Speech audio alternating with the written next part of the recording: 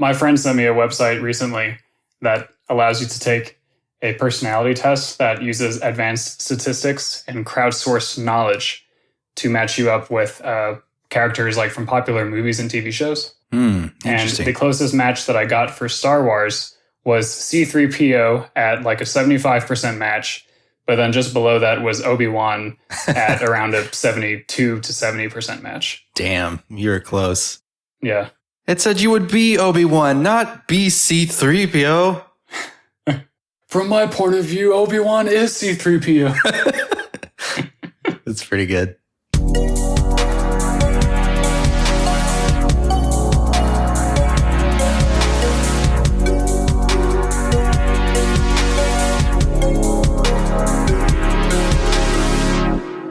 Hello, and welcome to the Interstate Gamers Podcast. I'm your host, Kevin, a.k.a. K-Slugs. My name is Peter, a.k.a. Deal for Real, and I'm also your host. Well, welcome everyone to the 44th episode of the Interstate Gamers Podcast. I'm not sure what number game it is. I know. Oh my God. I've finally failed you all. Cancel Kevin. Cancel Kevin. But yeah, I completely forgot to write that down. But hey, I'm sure it's somewhere in the upper 30s. So welcome is the point. So today we've got a very super episode for you guys. Pete boy, why don't we just go right in and tell them what the game is? I agree, man. This game is, some could call it a modern classic, and it is none other than Super Mario Odyssey. Damn. We're bringing it all the way up to 2017, man. All the way. Current day. Pretty much. Current meta. Pretty much. As close as we've gotten so far. And you know what? We may do a more modern game than this for season 5, even. So we may indeed. Or even later this season. So stay tuned to find out. But yes, this is a super modern game, and it's a Super Mario game. And the first time, this was my first ever Switch game, actually. Nice. I remember because I had just gotten my wisdom teeth taken out, and it was a miserable experience, and it didn't really go well for me, and I've had a lot of issues with it later, but I got so frustrated. I was like, ugh, and I just stormed out of my apartment, and Katie was like, I don't know what's happening. And so I leave my apartment and I come back and I have a Switch in my hand with Super Mario Odyssey. And she's like, what did you do? And I was like, I just got tired of not being able to eat anything solid and everything hurting. And you know what? I just needed some feel good. So I bought a Switch and Super Mario Odyssey. And that's the story of how I got a Switch. That's pretty impressive, man. I, for one, I feel like I would never be capable of such impulse purchases. But I do like the imagery of you storming out of your apartment with your fists balled up and your back hunched and driving to the store in a fugue state. Yeah. And just getting this and then coming back home and Katie's like, babe, where'd you what's all this? And you're like, I don't know what happened. I believe I was originally going to go and get, I know exactly what had happened. I had bought a regular Xbox game and all this stuff. And Chris and I were going to play it and stream it and all this stuff. But the Xbox didn't work and the Xbox games didn't work. So it was all just a big waste of money. And the store wouldn't give me my refund. And that's when the culmination of everything with the wisdom teeth and the Xbox, I was like, you know what? Give me the Switch. Give it to me. Give it to me. Well, my story is very different. I just played this game for the first time a few weeks ago. And I had gone somehow this long owning a Switch and not having one of the iconic games for it. I think it's safe to say that. But anyway, Super Mario Odyssey. This is, it did come out in 2017. It came out in October, I believe, of that month. And it was the first kind of open world-ish Mario game since Mario Sunshine and Super Mario 64. So it's been a long time since we've had a game quite like this. And I was reading that during the development, the team decided that they wanted to aim the game at the series' core fans and not so much the casual audience that they were really going after with the new Super Mario Bros. Games and Mario 3D World. Mm-hmm. And those games are fine and dandy, but I'm kind of surprised it took them so long, over a decade, to get back to the 3D Mario roots like this. Yeah. And this game got a whole ton of acclaim. It won Game of the Year at the Game Awards, or was runner-up to Breath of the Wild, probably, actually, now that I think about it. But yeah, very critically acclaimed. those of you who have not played this game, if you have played Mario 64 or Super Mario Sunshine, then you'll kind of have an idea of what's going to happen in this game. Like you're going to run and jump around and use abilities and platforming and all that sort of stuff to get collectibles, which in this case are power moons. And you can get things in sort of whatever order you want. There is a progression to the story and all that stuff. But as far as exactly what you do to move on, that's left up to you. So pretty fun game, I would say. But of course, it's time to get into the details. Kev, do you want to start off with your gameplay thoughts? Yeah, sure. This is one of the most polished games in terms of gameplay that I've probably ever played. Gameplay felt really smooth and really good. All the mechanics just felt like solid and natural. It was just an awesome time playing. I never felt like any of the movements were clunky, even going from like character to character when you would like switch between different characters with Cappy and things like that. Speaking of, I like that mechanic, being able to possess someone, which is kind of a funny concept. But yeah, without their consent, may I add? Yeah. But yeah, that was a really cool mechanic, which allowed you to take control of several different kinds of characters within the Mario realm. Mm-hmm. So that was really cool. And it's kind of similar to Banjo-Kazooie's transformation. So you could probably guess that I really enjoyed that. But yeah, I thought it was really solid. Just to kind of start off this section, I thought it was really solid. And I'm curious to hear what you think of the mechanics and the gameplay and things like that. I really enjoyed the Cappy mechanic as well. It provided a lot of fun gameplay variety. I was consistently surprised and pleased throughout the course of my playthrough that I was continuing to find these new creatures that had unique abilities compared to other ones. And that's not to say that each character that you can control can do a million different things. They're usually very limited on what they can do. Right. But the good thing is that each character generally has a niche in its level that it fills. And even if the characters are spread across different levels, the game designers made sure that they all felt different. So like in one of the later levels, you can take control of a bird that has like kind of a spear for a beak, and you can use that to attack and also to climb walls. And that's very different from the creature in the desert world, who you can like flip over its sunglasses and then it can see invisible platforms. And it's like, these are two drastically different creatures, and they're just a couple examples of the fun variety that they could bring to the gameplay. On the topic of the movement and the more basic things like that, I actually kind of disagree with you in my experience. I found, and I don't know if this is my controller. I know that my controller sometimes gives me issues, but I feel like it wasn't caused by that this time around. But I felt that sometimes like getting Mario to point in a specific direction could be very, very tricky, because I felt that the control stick was just super sensitive to everything that I was doing. I think this was most obvious whenever I was trying to throw Cappy at a specific object, and my angle would be off by a decent amount, even though I felt pretty confident I was pressing the right direction. To be fair, they did include a mechanic that lets you kind of work around this problem, where once you throw the cap, if you shake the controller a certain way, it'll go to the nearest object. So you can be off by a little bit, and it'll be fine if you do that. But I found myself having trouble with that, and then sometimes having trouble like making small adjustments to my position. Like Mario felt like he would accelerate really quickly. Like it just took me just a little bit of nudge to get him to go pretty fast. And I was like, whoa, slow down there, cowboy. While this isn't anything that was game breaking for me, I still really enjoyed the game and it felt good most of the time. There were these instances that made me feel like maybe it wasn't so polished. And I feel like it's not just a hardware thing on my end. Yeah, I can't say that I had that experience, but interesting. I actually haven't heard that from too many people too. A lot of people, the feedback I seem to get is that they feel like the game's really polished. I've been working on a 3D video game project of my own, and I'd often refer back to this game in terms of like mechanics and like things that it does and things that I would notice about it, because I thought the game was just so smooth. So I find that interesting. Yeah. Yeah. I want to add a little point of clarification. I do feel that the physics and the movement and all that stuff, like the way it's implemented, I think is really, really solid. Mm-hmm.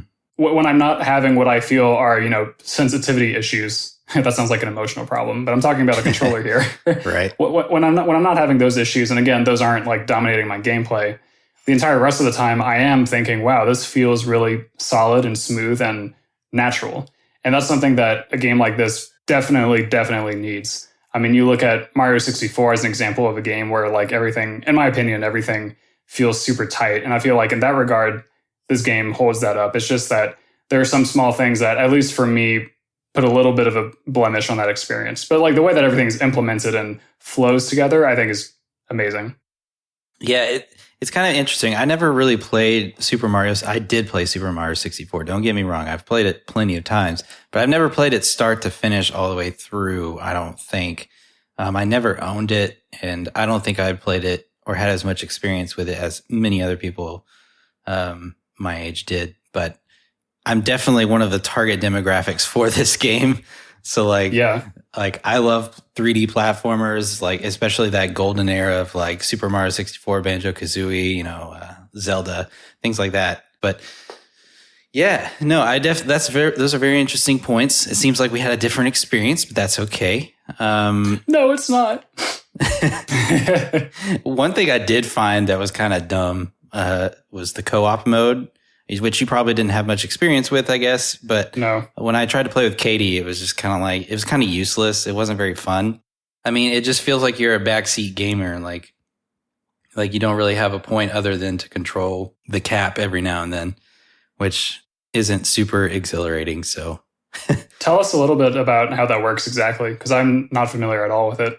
It's been a while since we've utilized it because I played it a couple of times. I was like, never again. But basically, when you throw your cap, actually, I think you can even, I may be wrong about this. So fact checkers, you can correct me if I'm wrong. But the person who is controlling Cappy can make you throw Cappy. And they can control everything that Cappy does, you know, like the thing that you're talking about, like moving Cappy to left or the right, they get something. Yeah. But in terms of controlling Mario, they can't really do that. And so like interacting with the world and other things of that nature, you know, the other players aren't going to get to do. It's just, it feels so limiting. It's very similar to Super Mario Galaxy. It's just not fun, really. It's kind of sad to see these more recent 3D Mario games kind of plagued by that problem. I mean, the focus of those games has never been multiplayer, and right, probably won't change. But it is kind of a shame to see something implemented in a way that isn't really satisfying. Like I'd almost rather not have it at all. Yeah, you know what I mean? Yeah, for sure. And so you think, okay, single player game, like how could we implement that? I think a game that does it really well, and many other games that do it really well. But an example could be taken from Luigi's Mansion 3. Luigi's Mansion 3 obviously has the main storyline mode. And they even have a mode where you can become Gooigi, and you're basically a clone of Luigi. I actually forgot about that before I was even talking about this, but they could have implemented something that was like, there's a separate game mode where you can like all be different kinds of Marios and different colored Marios, and you all have an objective, like, oh, reach this point on the map and race other people to get there, or something different, or like tag or something. You know what I mean? Yeah. If they're going to go multiplayer, like do it right. Don't. It felt lazy in my opinion. So there is Luigi's Balloon World, which is kind of like a hide and seek sort of game that you can play with people online. I've never played that, but I did just do a little bit of research into it. And this is kind of getting into content too, so I don't want to spend too much time longer on this topic. Yeah. But that is a part of the game that does incorporate some sort of multiplayer element, but not really. It's, you know, it's more like you are playing a challenge that someone else made for you, and you can make a challenge for others. Yeah. So they did add a little bit of gameplay opportunity there. Yeah. One thing I really like about this game, and this is something that other games in the series have done too, is pepper in these little like hidden areas throughout levels that will take you to some new platforming section that is totally divorced from anything in the world that you were just in. So like say you're in the desert world, there'll be a little door with a cap icon on it, and you can just go through that door, and then suddenly you're in this like new, you know, self-contained platforming challenge.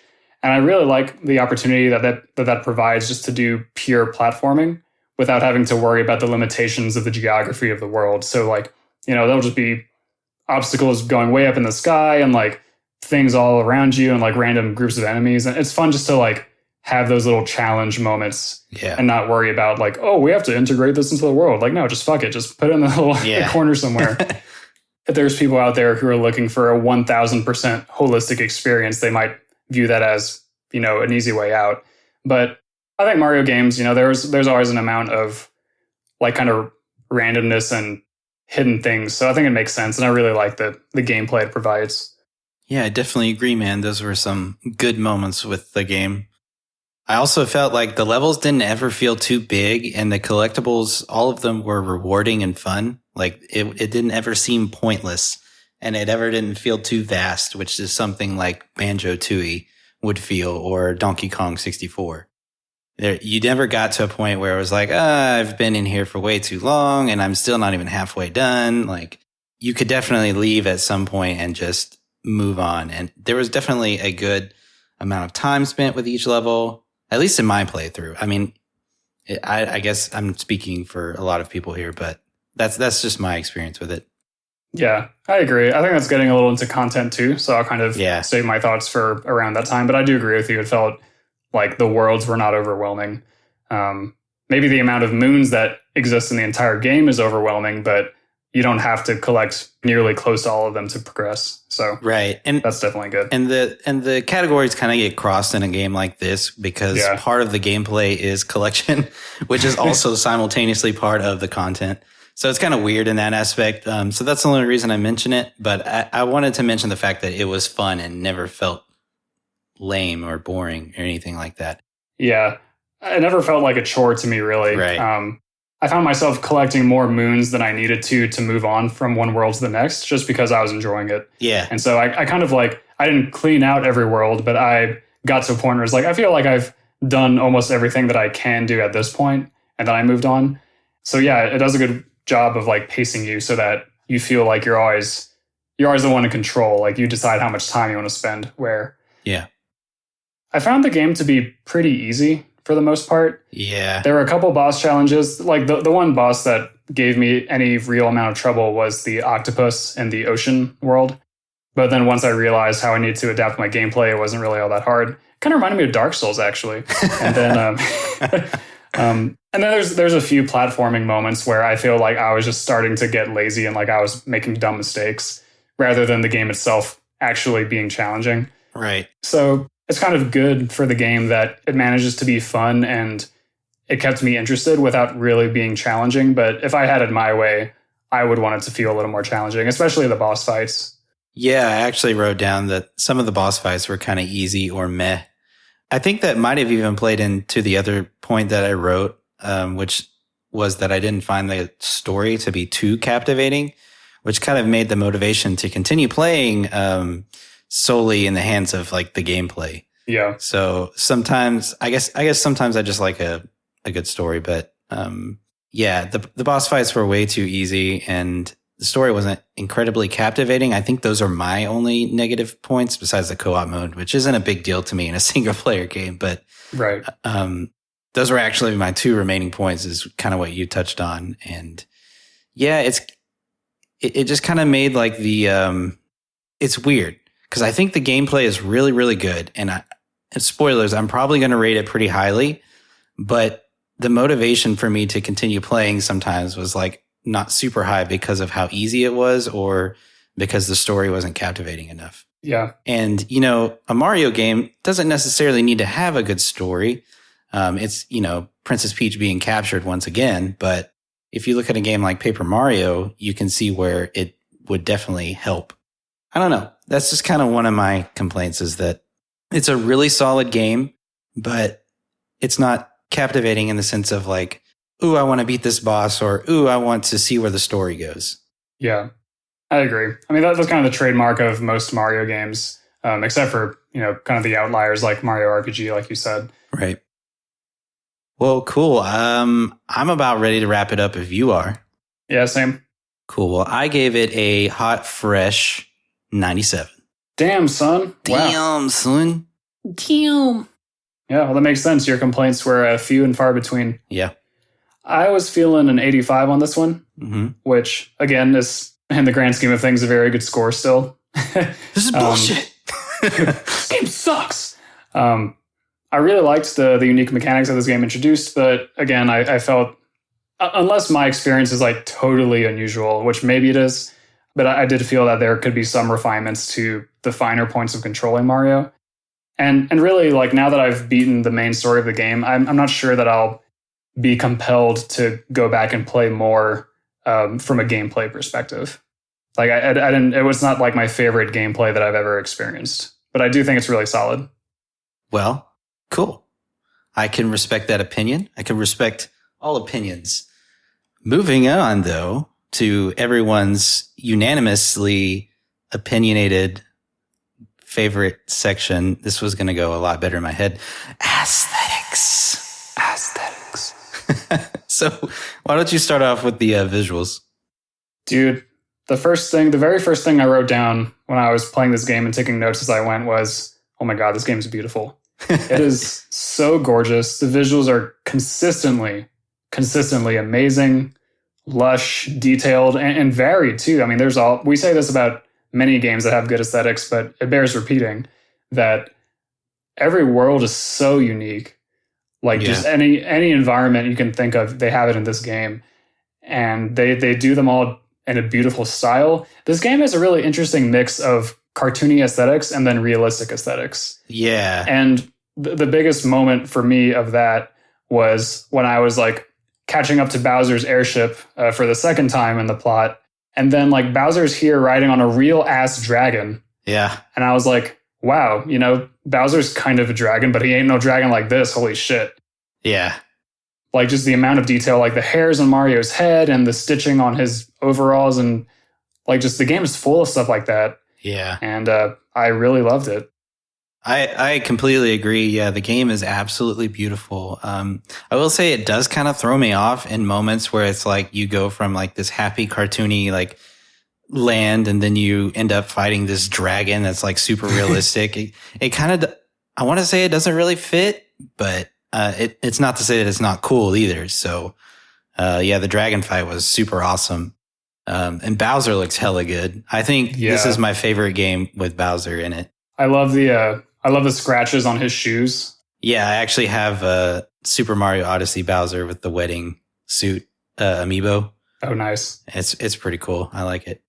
But yeah, I hesitate to compare it to Super Mario Galaxy 2 in terms of graphics because it's just a different era. But I kind of liked the fact that Mario was in space there. Like it was like a lot more, not more beautiful, but like I really liked the aesthetic of Super Mario Galaxy and would have liked to see like maybe like the time in which those games were made swapped, because I feel like Super Mario Galaxy 2 would look just as beautiful, if not more, in like the modern era.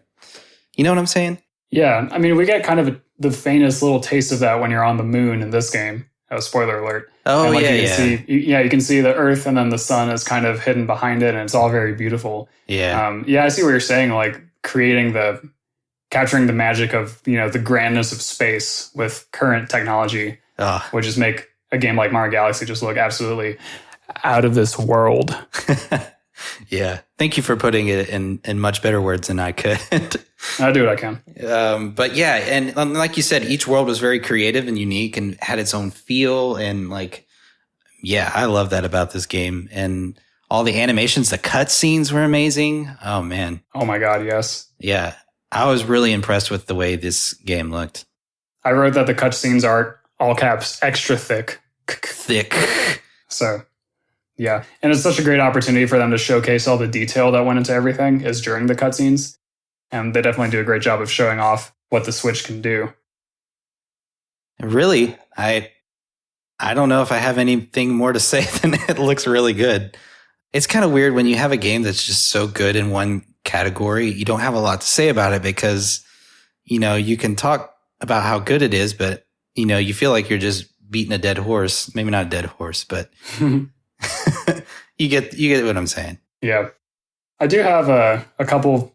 I hesitate to even call these complaints because they didn't really affect my score very much. But I do feel like the regular human characters are still kind of weird. Yeah. Like every other time that this game includes realistic graphics, I feel like it works really well. And the humans, I think, are the one exception to that, where like they just look kind of uncanny valley. And I think one big part of it is that almost all the humans you see in the game are just wearing the same like formal business clothing. Mm-hmm. Like they're all wearing the gray suits or the skirts and stuff like that. And it's like, oh, well, it's really obvious that they reuse the assets when the assets are humans. You know what I mean? Yeah. And then the only other thing I found was kind of weird is that I feel like, ironically, some of the weakest or least memorable character designs belongs to some of the bosses. And maybe that's because the boss battles are short and you generally just move on pretty quickly. But like I found the normal citizens of each world to be more interesting than like the boss creature that was at the end of the world. Except for the large rabbit woman with the chain chomp at the first world. I loved her design. I thought she was very funny and memorable. And then Bowser obviously is great too. But almost every other villain I felt to be a little bit lackluster in its character design, but not enough to make me think like, oh, this character sucks. I can't say that I really had too much of a experience like saying that, going as far as saying is maybe they're lackluster, but well, they were lackluster in the sense of they were easy, but I thought they all looked pretty cool. But I could see them not feeling super substantial due to the fact they're over and done with really quickly and you never see them again. Yeah. But what was the other point that you made? How the humans kind of look out of place still. Yes, I definitely agree with that. That's one of the things I was trying to say was like the realistic vibe, like sometimes didn't mesh very well or like was kind of off-putting. And I think it's specifically regarding to that case, the humans, I thought looked kind of funky. And it's kind of weird because Paulina, it's Paulina, right? Yeah, or Pauline. Pauline, she looks fine. Like she looks like she fits in with the rest of the Mario universe. And I think it's because everybody looks so different from Mario, who's supposed to be, if not human-like. And then Pauline definitely like looks like Princess Peach. But then you look at all these other like human characters and they're not even remotely close. But yeah, I mean, I get what they were going for. Like, I think they were going for that sort of weird juxtaposition, but they just kind of went too far, making the humans look realistic, I think. Like if they had made them just like a little bit more cartoony, somehow it might have worked out. But yeah, it doesn't sound like it's something that like ruined the game visually for both of us. It's just kind of like, oh, it would have been maybe better if they did it slightly differently. It's kind of yeah, it just looked kind of weird.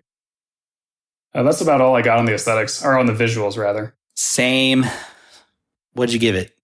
I gave it a hot, fresh 100. 100. I could see that. I gave it a 98. Hell yeah. So pretty close.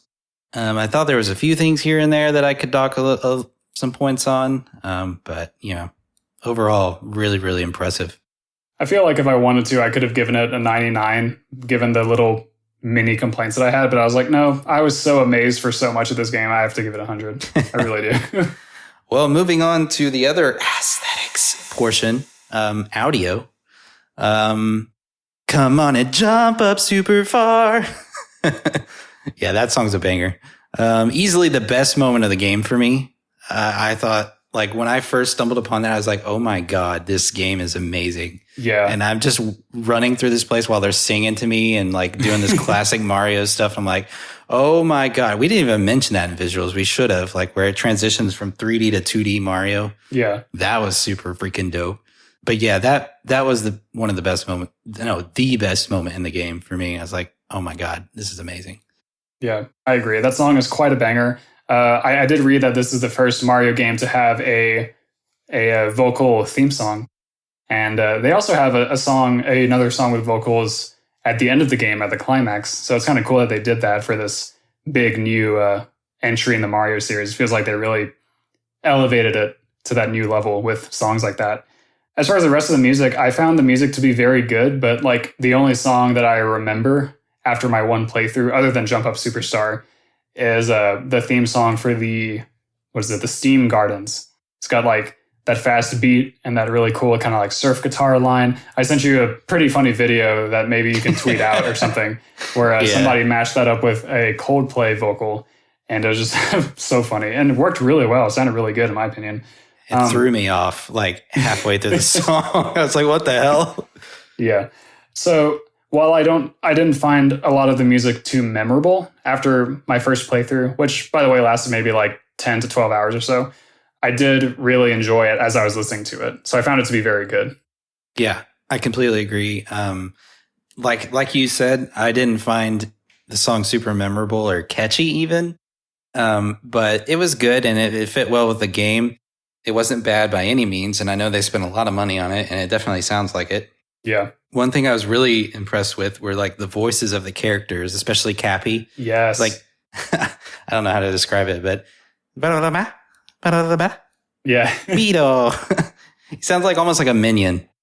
But yeah, I really liked Cappy's voice or like Bowser's roar or anything like that. Yeah. Yeah, all the voices were really good. Sound effects were done really well. Overall, the audio of this game was just super high quality and really well done. You could tell they spent a lot of money on it and time and effort. Yeah, I agree. The character voices, I think, are my favorite part of the audio in this game, other than the 2 songs I mentioned.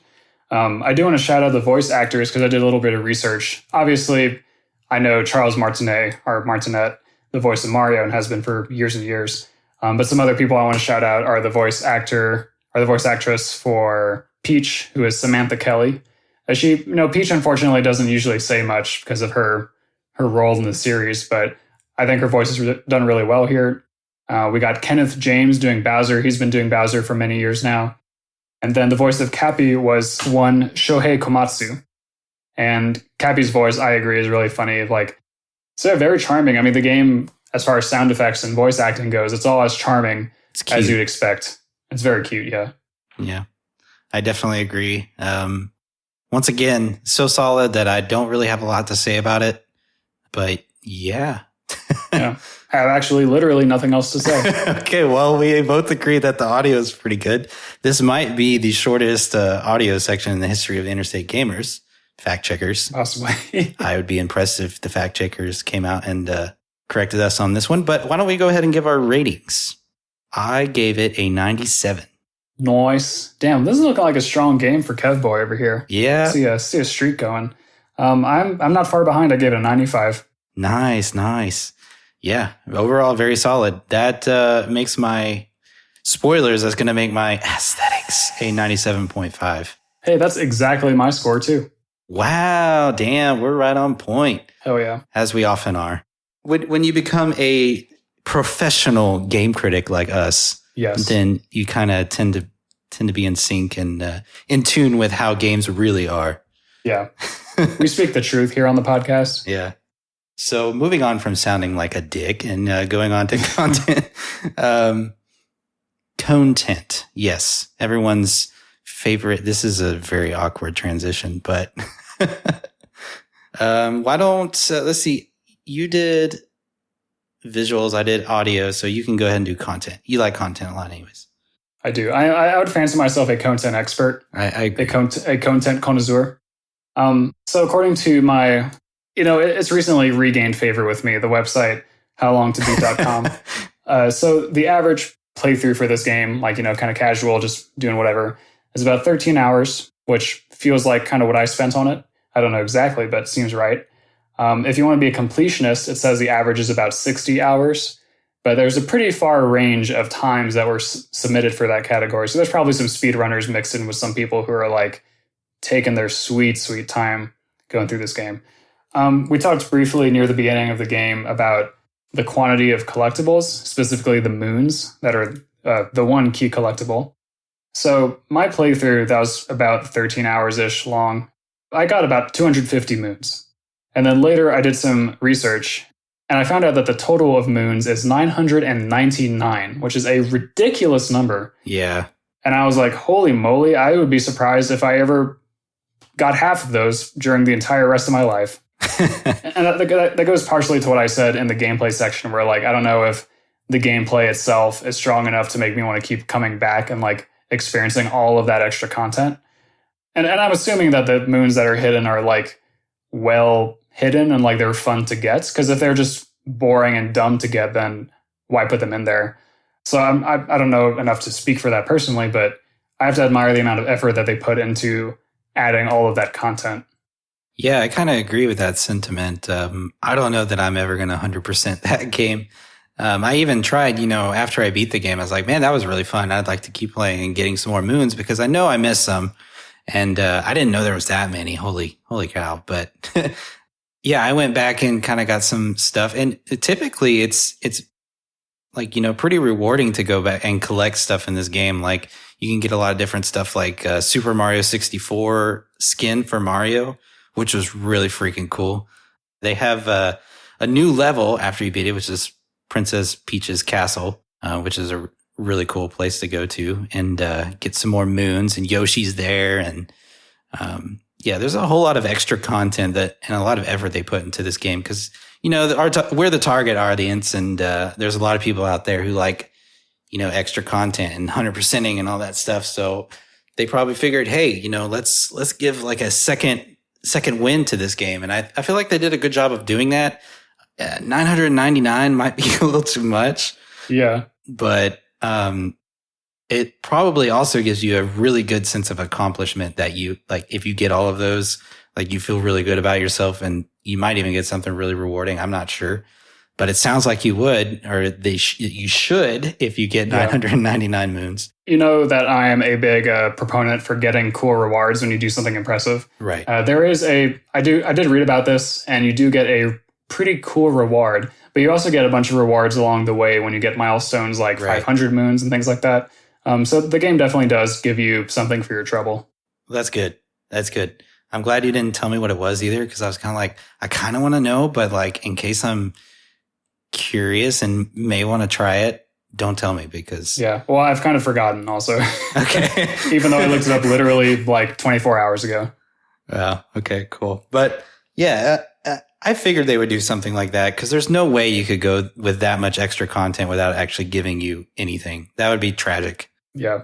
But yeah, that's something I wrote down, is that collecting in this game is really fun and really rewarding. I said that in the gameplay because I feel like it speaks to both categories here, but a lot of stuff to do.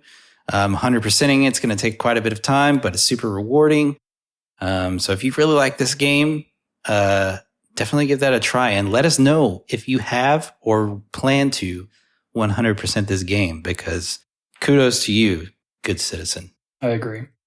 I'm kind of running near the end of my content list, but I will say that I found the presentation throughout this game to just be top notch. And this kind of goes into the aesthetics as well, since aesthetics are a big part of presentation, but it also includes things like the pacing, which we did talk about in gameplay, where like it felt like the game was moving at a good clip and you could stick around in one area if you wanted to, or you could move on. You can go between the worlds as you please. Although one time that was funny is that I was in New Donk City, and it was before I had fought the boss of that level. That was a really cool boss, actually, now that I think about it, in my opinion. I was about ready to fight it, but I wanted to do something somewhere else. And so I got in the Odyssey to leave, and Cappy was like, you know that Bowser is here, right? Like, why do you want to leave? And I was like, oh, yeah, you're right, but I still want to leave. It's pretty funny how they did that, though. Yeah. But I think, like, overall, I had my qualms about the gameplay, some of the little, physics things or whatever. But in terms of polish, like in the presentation of this game, I don't think you could beat it easily at all. It's very, very professionally done. Yeah, I definitely agree. Everything about that. I was telling Chris, like before we did this review, I was like, man, you could tell, like, I hate to say it this way, but you could tell they put a lot of money into this game because, oh yeah, damn, the production is really good. One thing I did want to reiterate, because it is content and I mentioned it in gameplay, but I want to mention it here, is that the story didn't really captivate me. And like I said, it's not the point of Mario to have a super good story, but I still think it kind of hurts the game. I mean, look at Paper Mario, that has a really good story and that really helped the game. So here, if you had had a good story, it would have felt more worth it to, binge the game even. Yeah. Cause you want to find out what happens next, but instead it's not as captivating to, like you said, beat a boss and move on to the next segment. Cause you're like, oh, I'm just chasing Bowser. Yeah. Literally the entire game's chasing Bowser to stop him from trying to marry Peach. And there's not going to be any new surprises that are thrown your way besides like a dragon coming out of nowhere. But that's not plot, right? That's just like, oh, let's just throw a dragon in here. Yeah. So while the game looked and felt good and like everything about it was good, I would say the story is like the most disappointing part for me. And that's often the case with Mario games, like you said, but that kind of hurts Mario games for me because I don't typically like to play a lot of Mario games purely because there's not a lot of motivation behind them other than, the typicalness of Mario games. I think theoretically in this game, you had twice the incentive to defeat Bowser because he captured 2 people instead of 1. Ah. The other being Cappy's sister, I think. I kind of forgot she was. Yeah. And which is easy to forget too, although Cappy will take every opportunity to remind you, we have to rescue Princess Peach Icon and Little Sister Icon. Because for some reason they speak in icons now. I don't really know why Nintendo does this. Hashtag 2017. Yeah, I guess for the little kids out there. But I think what is nice as far as plot-related things is at least you have an interesting companion character. Well, okay, Cappy isn't interesting from like a story perspective, but he's an interesting character, period. Like a hat ghost thing that can help you take over the minds of other beings, sentient and non-sentient, which is very weird. Still kind of hung up on that. When I captured a Lakitu for the first time who was fishing, and then I left his body and he was like, oh, what happened? I was like, oh, this got too real, man. You felt kind of bad about it. But yeah, I mean, I'm with you. Like, Mario games generally don't hold any interest to me unless I know that the gameplay is going to be amazing. Yeah. And so for that reason, I've stayed out of the loop for Mario games for this is the first Mario game I've gotten in decades, probably. Except for Mario Galaxy, but that's an older game. So yeah, I agree with you, but you can't expect like a visual novel to come out of a Mario game. That's just not what they do, for better or for worse. Yeah. Anyway, I think I've spoken enough about content, and I think you said you were pretty much done, so I guess we can give our scores. I agree, man. I'll go first, and I gave my score a hot, fresh 90. 90, nice. I gave it a 96. Damn, is this like your highest scoring game ever? Maybe. Oh, I guess you'll have to find out after we do the number crunching. Good segue. What's up, everyone? We're back. We've crunched some numbers. Let's just get right on. Yeah, let's do that. What's up, everyone? We crunched some numbers. We're back. Let's get right. God freaking... God bless America, dude. All right, take 3. I've edited the others out. We are going to talk about the rating summary right now, starting with me because I'm the best, and starting with gameplay. I gave gameplay an 85. I gave visuals a 100. And audio a 95. And together those two average out for an aesthetics score of 97.5. And content I gave a 90. So my overall score for this game is a 90.8. Nice. A solid A.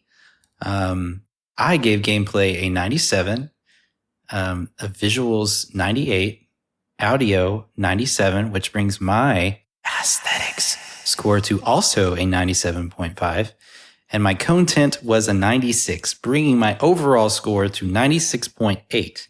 That makes our IG score a 93.8.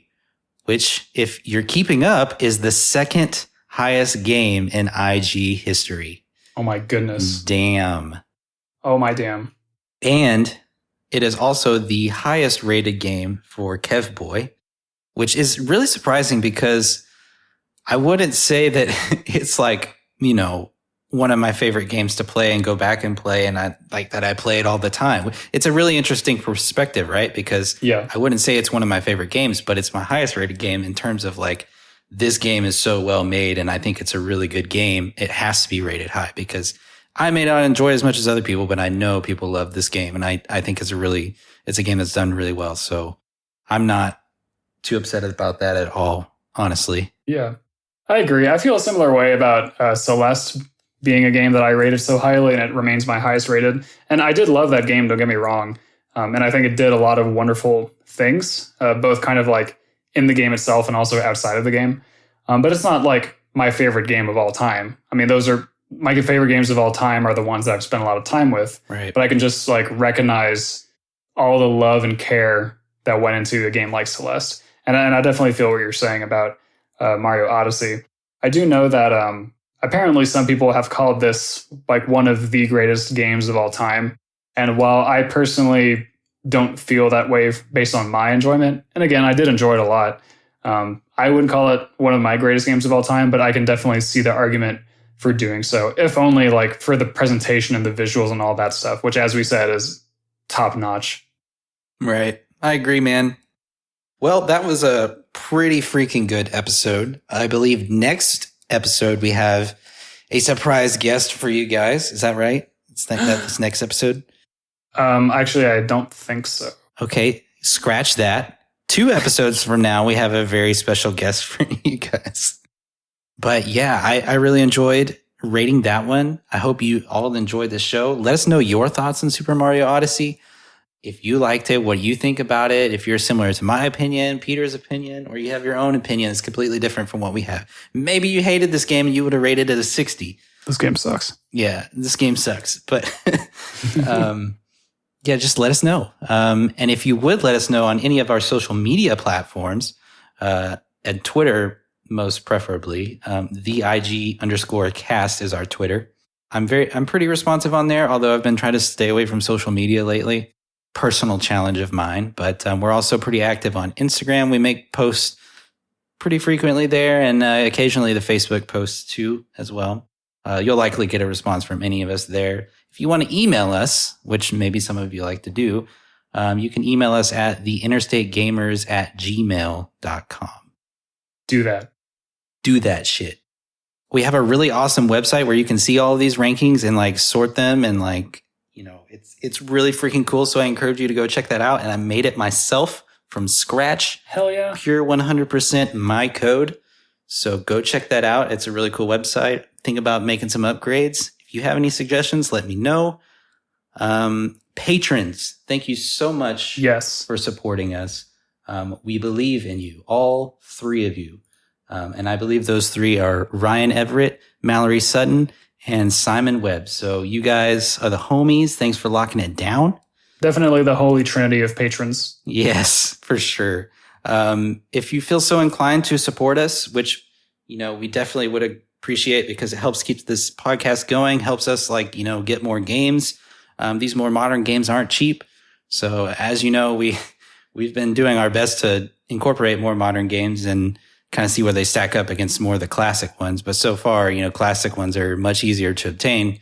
But if you just want to support us, that's probably the best way that you can do that. And we definitely appreciate any support that we can get.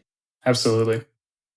Well, I think that's going to wrap it up for this episode. So love you too, guys. Love you too. Thanks for listening, as always.